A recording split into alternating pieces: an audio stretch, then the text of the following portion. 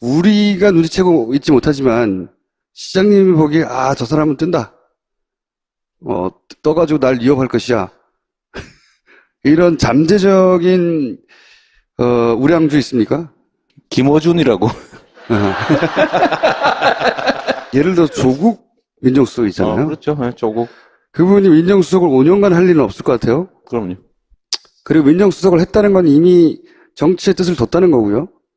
그래서 예를 들어서 뭐 부산시장이라든가 이런 식으로 그렇죠. 나와가지고 한번 이렇게 정치인이 본격적으로 되기 시작하면 그 기럭지라든가. 그럼요. 기럭지라든가 거의 반칙에 가깝거든요. 예? 유일한 흠이라고 하면 배바지? 그것도 심지어는 요즘 물어보면 여성들이 다리가 길어서 그런 거라고. 배바지가 아니라. 굉장히 참혹한 현상인데.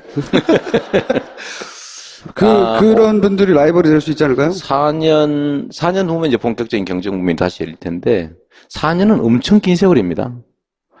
제가 그때의 지금 현재 가지고 있는 정치적 위치를 가지고 있을지도 알 수 없는 거죠. 왜냐면 4년 전으로 거슬러 가면 그럼요. 이재명 시장 본인이 1%도 안 되는 지명도도 없는 유명의 정치인이었거든요. 0% 아무것도 아니었죠. 결국은 현장의 경험과 실적을 가진 사람들이 다시 이제 보상할 거라고 보는데 내년 지방선거에서 다시 판이 한번 정리되지 않을까 싶어요. 예를 들면 아까 말씀하신 것처럼 전 김영춘 의원이라든지 우리 김부겸 의원님도 실적을 좀 현장 실적을 만들어내고 하면 급격하게 또 성장할 수 있다고 보죠. 자, 어쨌든 그런 인물로 대변되는 많은 주자들이 등장할 수도 있다. 그럼요.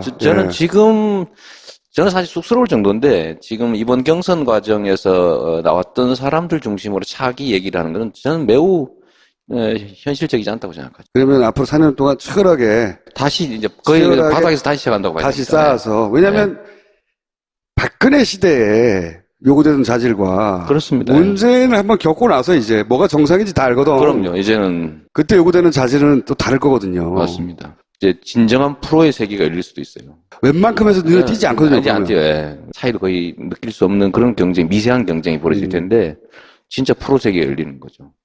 선수들이 많이 등장할 것이고 무서운 경쟁이 될 것이다. 그렇습니다. 그 밑바탕을 또 문재인 정부가 깔아줄 테니까.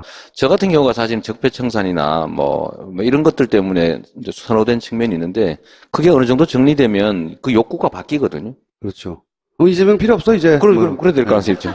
말을 너무 세게 해. 내 개인 그러니까 제가 개인적으로는 아쉬울 수도 있지만 세상이 그렇게 바뀌어서 저 같은 사람 필요 없어지면 진짜 좋은 거죠. 좋은 건 아닌데. 그래서 제가 이제 용도를 제가 바꿔야죠. 그렇죠. 바로 변신하는 거죠 그때는. 왜냐면 불필요한 일을 계속 내가 추구할 수는 없으니까. 그렇게 되길 진짜 바라죠. 그 민주당 내 말고 바깥에서 예를 들어서 안철수 후보는 그때까지 살아남아 있을까요? 저한테 그런 거 묻지 마세요. 어떻게 될 거라고 보세요, 중수님은? 지금같이 대선 직후에 보인 행보 굉장히 조급한 거였거든요. 조급하고 이해가는 측면도 있긴 한데 조급함을 참지 못한 거거든요. 그게 누구나 조급해요. 원래 대선 그 큰 싸움에서 지고 나면 아쉽기도 하고 잊혀질까 봐 두렵기도 하고. 그 흥분 상태가 계속 유지됩니다. 그렇죠. 상당 기간을. 그럴 때 탁 끌어버려야 되거든요. 그리고 이제 혼자만의 시간을 가지거나 복귀해야 되는데 그 연장선상에서 계속 한 달여 가까이 원튼 원치 않았던 여러 노출이 있었잖아요. 그 정도의 매니지먼트로는 다음도 어렵지 않을까. 두 번째, 그러니까 본인에게 노사모가 없어서 이기지 못했다고 하는 어떤 개인 분석, 그게 유일한 분석은 아닐지라도, 유일한 요인은 아닐지라도, 자기한테 없었던 것을 찾았겠죠. 근데 문재인에게는 열성적인 문재인 팬클럽이 있었다라고 착각하는 거거든요. 문재인 팬클럽은 대선 기간 동안 가입자가 늘지 않았어요. 그런가요? 그럼요. 문재인 팬클럽에 사람들이 모인 게 아니고요. 엄청나게 많은 일반인들이 문바가 되어 간 거예요, 그냥. 노사모만 하더라도 노사모는 구심점 역할을 실제로 했고 사람들이 하나의 팬클럽처럼 뭉쳐서 움직였고 그것이 이제 파급력을 가진 거라면 문재인이 대통령이 되어가는 과정 혹은 된 이후에 문재인 지지자들은 구심점이 없어요. 실제로는 시대 정신하고 맞은 것이고 그 유권자들이 문재인과 함께 성장해 간 거거든요. 이 현상을 이해하지 못하는 거예요. 노사모가 필요하다고 생각하는 거는. 하여튼 그런 분석으로는 어렵다. 뭐 경험이기도 한데, 그러니까 예를 들면 작은 이제 내과, 그러니까 시골의 이게 개천에서는 막 노를 지으면 자기가 원하는 대로 갈 수가 있어요. 근데 이게 강으로 나가면 노를 지어도 안 되거든요. 근데 강에 나가서 노 젓는 사람들이 있어요. 근데 그 흐름을 역행하고 나면 배가 뒤집어지죠. 3위? 그 3위. 그래서 아니, 이거 노지를 하지 말자. 노지를 하지 말자. 네. 빨리 자기 스스로를 바꾸고 인정하고 하는 걸 힘든 자질입니다. 그거를 이재명 시장님 지금 하고 계신 건가요? 아니, 노력하고 있죠, 조금씩. 네. 홍준표 후보는 살아남아서 다시 한번 상대가 될까요? 다시 나올 생각이 있는 것 같던데? 안 되겠지요. 안 되겠죠. 당대표부터 당대표, 되는 게.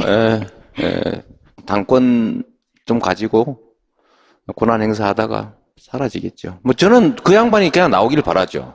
아, 그래요? 네. 그래야 우리가 쉽게 이길 거 아닙니까? 근데 뭐 지금 자유한국당이나 바른정당이나 어쨌든 보수 쪽에서 좀 눈여겨보는 정치인이 좀 있으세요? 이 사람은 좀 그러니까. 그런 사람들이 성장하겠죠, 그쪽에도. 성장할 당연하겠죠. 테고, 저는 성장 안 했으면 좋겠는데.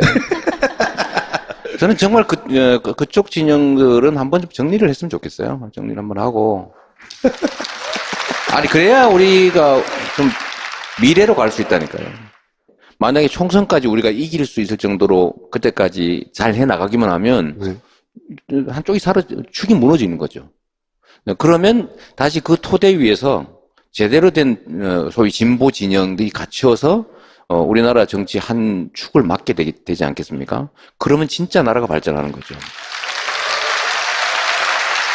그래서 문재인 정부는 반드시 성공해야 돼요.